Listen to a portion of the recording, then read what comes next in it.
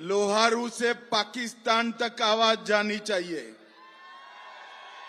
मेरे साथ दोनों हाथ उठाइए, उठाइए दोनों हाथ, विजय के संकल्प की मुट्ठी भींचिए और प्रचंड आवाज से बोलिए, भारत माता की जय श्री राम। मंच पर उपस्थित श्रीमान मुख्यमंत्री नायब सैनी जी, श्रीमान विप्लव देव जी, हमारे वरिष्ठ नेता रामविलास जी,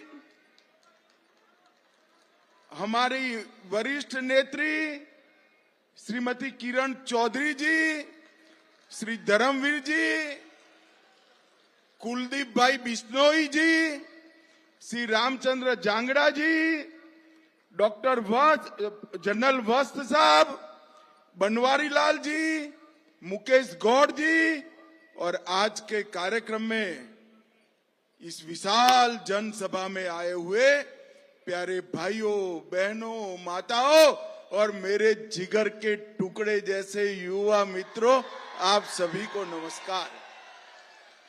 सबसे पहले तो मैं आप सभी को हाथ जोड़कर क्षमा प्रार्थी हूं।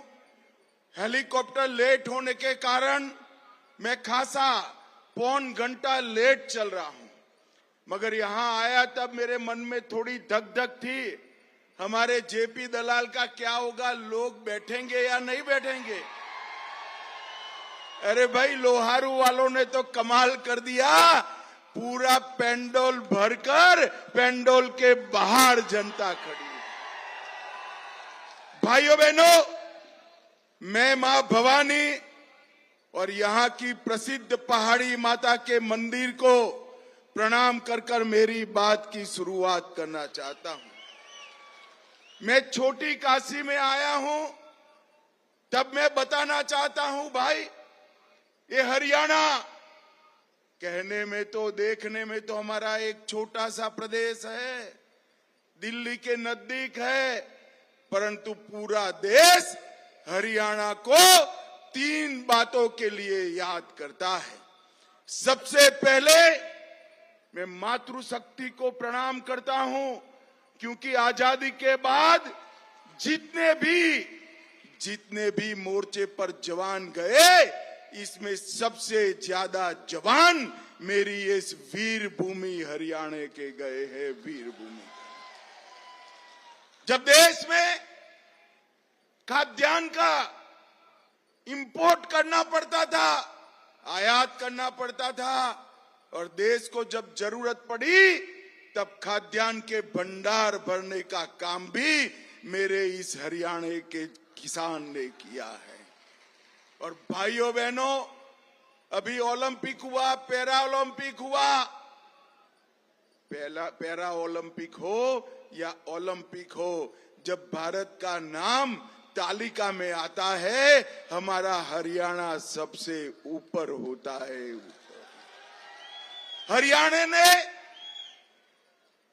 धाकड़ वीर जवान दिए, धाकड़ खिलाड़ी दिए और धरती के सीने से पूरे देश की भूख को भरने वाला, अनाज पैदा करने वाला, जगत का तात देने का काम भी हमारे हरियाणा ने किया है। और मोदी जी ने ये तीनों क्षेत्र के अंदर 10 साल के अंदर हरियाणा के मूड की तरह किसान के लिए, खिलाड़ियों के लिए और बाकी सब चीजों के लिए विकास करने का काम किया। मैं यहां आया हूं तब मैं चौधरी बंसीलाल जी को भी प्रणाम कर कर, उनका स्मरण कर कर बात करना चाहता हूं। मगर लोहारू वालों, मैं आज यहां से हुड्डा साहब को पूछना चाहता हूं, हरियाणा सेना में सबसे ज्यादा जवान भेजने वाला प्रदेश है। 40-40 साल से सेना के जवान मांग करते थे कि हमें 1 रैंक 1 पेंशन चाहिए, कांग्रेस पार्टी नहीं देती थी। इंदिरा जी ने नहीं दिया, राजीव गांधी ने नहीं दिया, सोनिया मनमोहन ने नहीं दिया। आपने मोदी जी को प्रधानमंत्री बनाया, 14 में बनाया, 15 में 1 रैंक 1 पेंशन देने का काम नरेंद्र मोदी जी ने किया। अभी अभी एक योजना लेकर आए हैं अग्निवीर की, एक कांग्रेस वाले और विशेषकर राहुल बाबा राजनीति कर रहे हैं। मैंने सैनी जी को कहा कि सैनी जी अग्निवीरों का अफवाह फैला रहे हैं। भारत सरकार के गृह विभाग ने, देश भर की पुलिस ने 20% रिजर्वेशन दिया है, सबको पेंशन वाली नौकरी मिलने वाली है। मगर आप क्या करोगे? उन्होंने कहा हरियाणा के जितने भी अग्निवीर है वो सभी को मैं हरियाणा सरकार में नौकरी दे दूंगा, नौकरी दे दूंगा। मैं आज हरियाणा के युवाओं को कहकर जाता हूं, ये हुड्डा एंड कंपनी जिनका काम झूठ फैलाना है, वो कह रहे हैं कि अग्निवीर का बाद में क्या होगा। मैं जो बोलता हूं वो करता हूं, और मोदी जी जो इशारा करते हैं वो भी हो जाता है। मैं आज कहकर जाता हूं, हरियाणा के एक भी अग्निवीर को वहां से अगर वापस आना पड़ता है तो नौकरी के बगैर का नहीं रहेगा। इसकी जिम्मेदारी भारतीय जनता पार्टी की है। भाइयों बहनों, सेना को सशक्त करने का काम नरेंद्र मोदी जी ने किया। अभी हमारे कश्मीर में भी चुनाव चल रहा है। राहुल बाबा वहां गए और उमर अब्दुल्ला के साथ समाधान किया। इनका एजेंडा क्या है? हम सारे आतंकवादियों को चुनाव के बाद छोड़ देंगे, हम पाकिस्तान के साथ वार्ता करेंगे, हम टेररिज्म के लिए जो प्रतिबंधित संस्थाएं करी है उस पर से प्रतिबंध हटा लेंगे। ए राहुल बाबा, सुन लो हमारी बात। ऊपर नरेंद्र मोदी बैठे हैं, नीचे भी आपकी सरकार नहीं बनी है। जब तक भारतीय जनता पार्टी है, कश्मीर के ऊपर आंख उठाकर कोई देख नहीं सकता। मित्रों, देख नहीं सकता। मुझे बताओ लोहारू वालों, धारा 370 हटी, अच्छा हुआ या बुरा हुआ? अरे जोर से बोलो, अच्छा हुआ या बुरा हुआ? ये धारा 370 वापिस लाना चाहते हैं हुड्डा साहब। ये लोहारू वालों पूछ रहे हैं, आप धारा 370 के बारे में क्या बताओगे? मैं बताता हूं, हुड्डा जी हो या राहुल जी, जितना भी जोर लगा दे, मोदी जी पर भरोसा कर रहा, धारा 370 कभी वापिस नहीं आएगी, कभी। ये कश्मीर के लिए 370 हटाई, उसका जिक्र कर रहे हैं। अरे राहुल गांधी, हम तो वो पार्टी है जो मानती है पाकिस्तान वाला कश्मीर भी भारत का है, हिंदुस्तान का।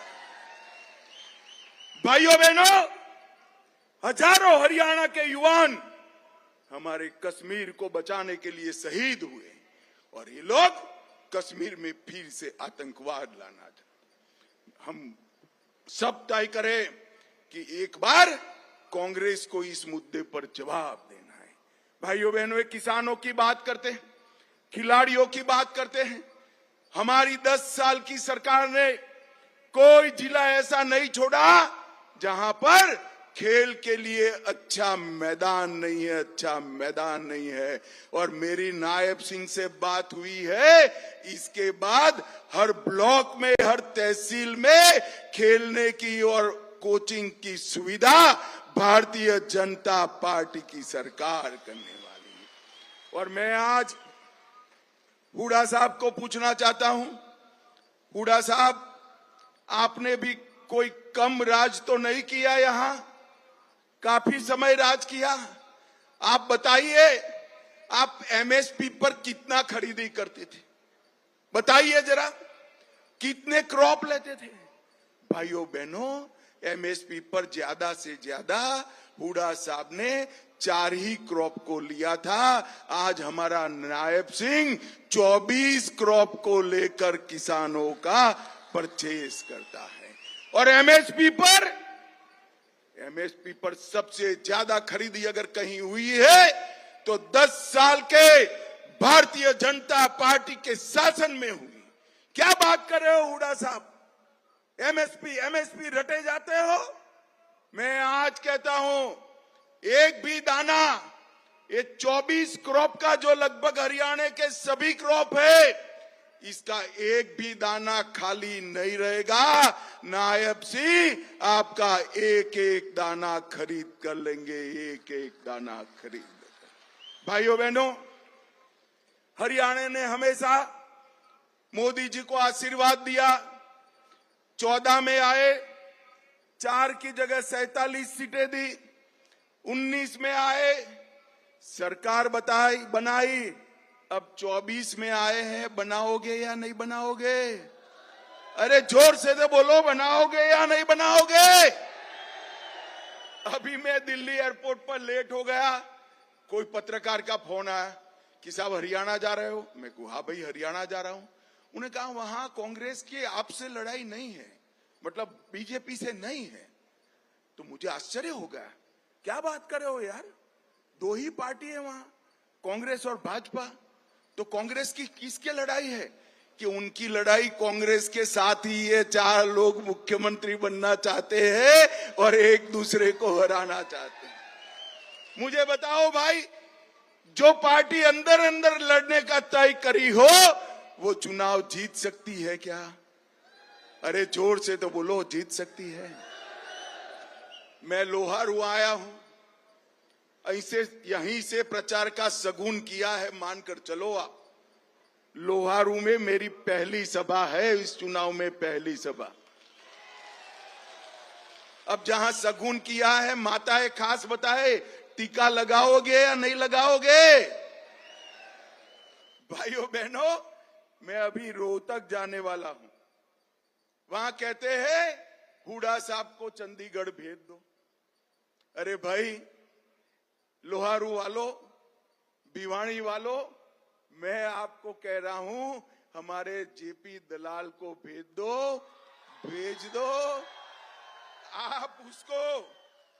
आप उसको विधायक बनाकर भेजो। इसको बड़ा आदमी बनाने का काम भारतीय जनता पार्टी करेगी। भाइयों बहनों, 2019 में लोहारू की जनता ने जेपी दलाल को यहां से आशीर्वाद दिया।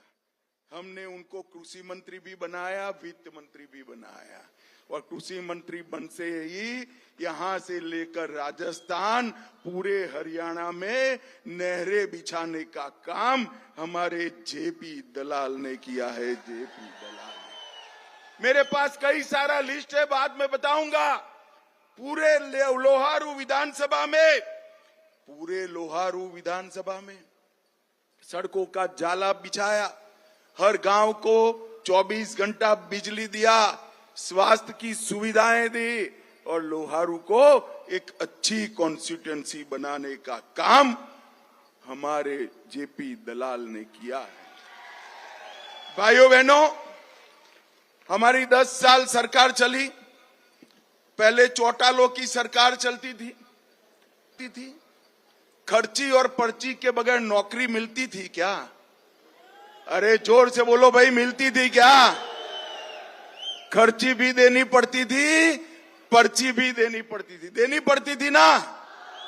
अब ये भाजपा का राज आ गया, मोदी जी आ गए, नायब सिंह आ गए, खर्ची भी गई, पर्ची भी गई, पोस्टमैन आकर आपको अपॉइंटमेंट लेटर घर पे देकर जाता है। ये भारतीय जनता पार्टी की सरकार है।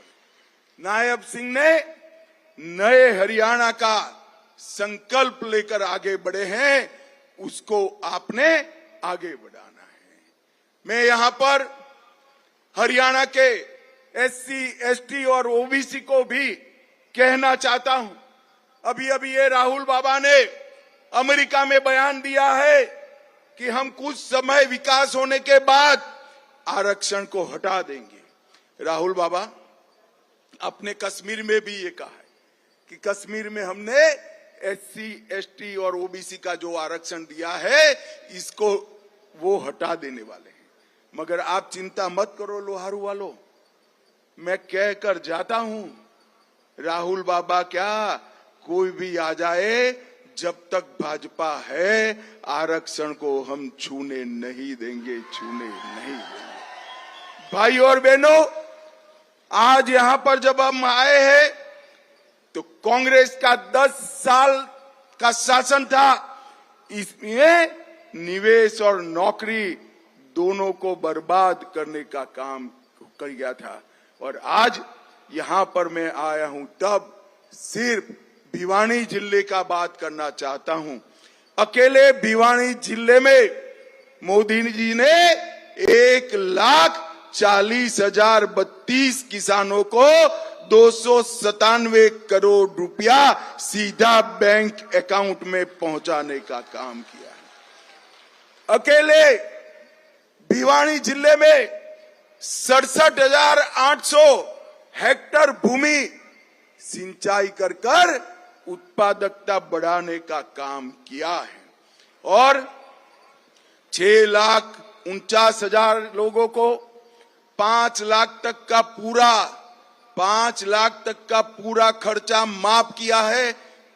हेल्थ के बारे में ऑपरेशन हो, अस्पताल हो, दवाइयां हो, चेकिंग करना हो, मगर अब कोई आय की सीमा के बगैर रोडपति हो या करोड़पति हो, सभी 70 साल के ऊपर के लोगों को और 5 लाख देने का काम भारतीय जनता पार्टी की नरेंद्र मोदी सरकार।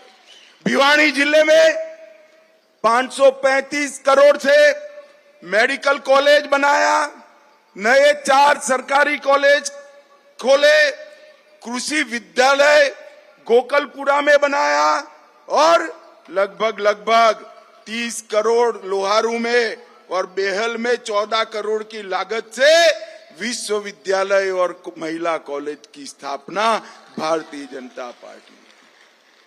हमारे जो OBC वर्ग के लोग हैं उनकी क्रीमी लेयर की सीमा नायब सिंह ने मुख्यमंत्री बनते ही 6 लाख से लेकर 8 लाख कर दी और विधवाओं का पेंशन, वृद्धों का पेंशन, दिव्यांगों का पेंशन भी 3,000 करने का काम नायब सिंह सैनी ने किया और दलहन और तिलहन जो उगाते हैं उनको 4,000 रुपया प्रति एकड़ देने का काम नायब सिंह ने किया। भिवानी सहित 25 मंडियों में 10 रुपये में भोजन देने का काम नायब सिंह सैनी ने किया। और भाइयों बहनों, मैं आज यहां आया हूं तब हुडा साहब को पूछना चाहता हूं, हुडा साहब, वोट मांगने का सबको अधिकार है, मगर अकाउंट भी देना पड़ता है, जवाब भी देना पड़ता है। आप 10 साल रहे, ऊपर भी कांग्रेस की सरकार थी, UPA की सरकार थी, हरियाणा को क्या दिया? तो 10 साल में हरियाणा को 41,000 करोड़ रुपया दिया।